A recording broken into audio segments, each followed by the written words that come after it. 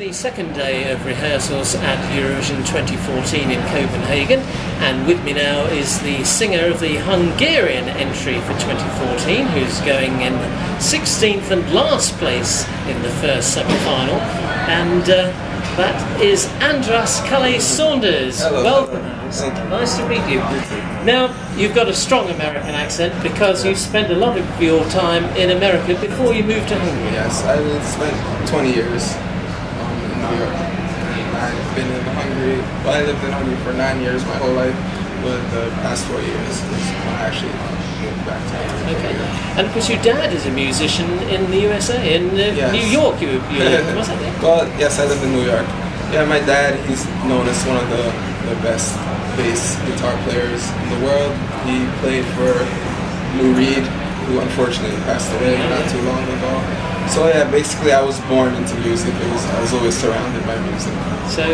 So music was a career that was mapped out for you. Now, some parents who are very successful in their field then tell their kids, don't do what I've done. Well, they didn't tell me, Andras, you have to be a singer.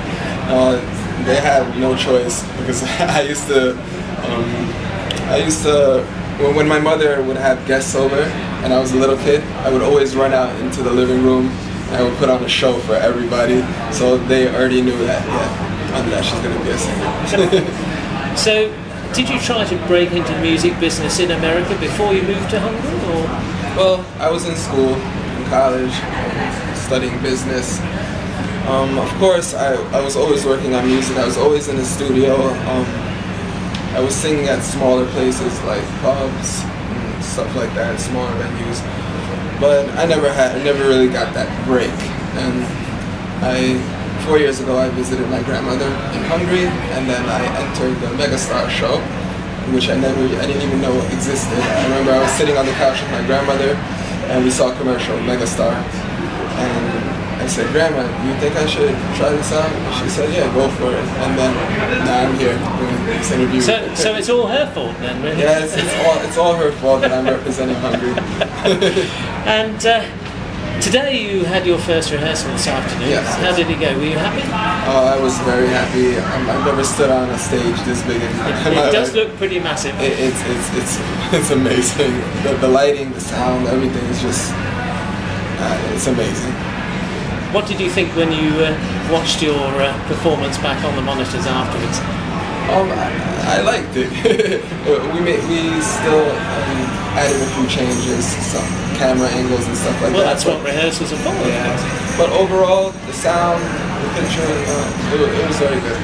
Your song, of course, tackles a very difficult subject. Yes.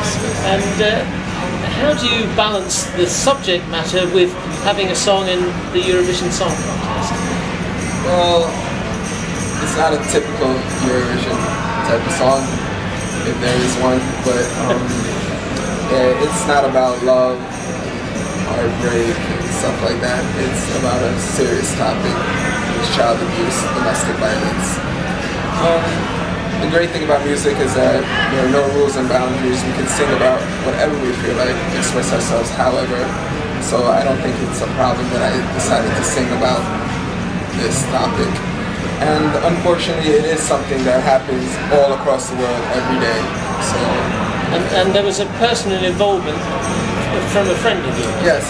Throughout my life, I have came across several people, including a friend of mine from my childhood, that had unfortunately experienced this growing up. So, yeah, like I said before,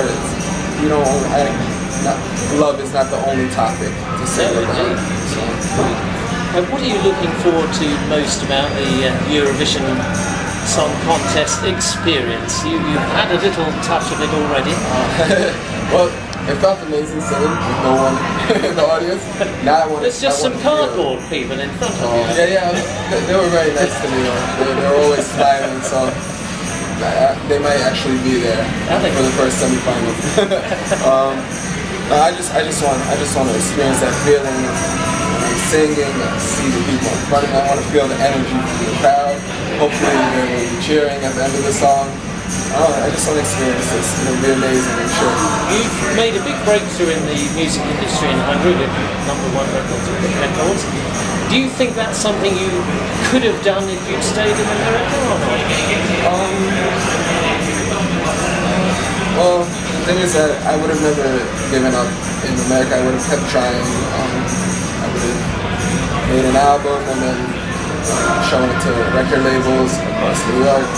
That was my next step before coming here. But I feel like there's nobody that can stop me from achieving anything in this world. Only I can stop myself, and I am my biggest enemy. So I feel there's nothing that I cannot do. Well, I don't think you've got many enemies here. You're making lots of friends, and hopefully that means there'll be lots of votes when the semi-final takes place later in the week. It's been a great pleasure to talk to you. We wish you all the very best. Thank you. And we'll see you again, hopefully, in the final. I hope so. Thanks very much indeed. Thank you.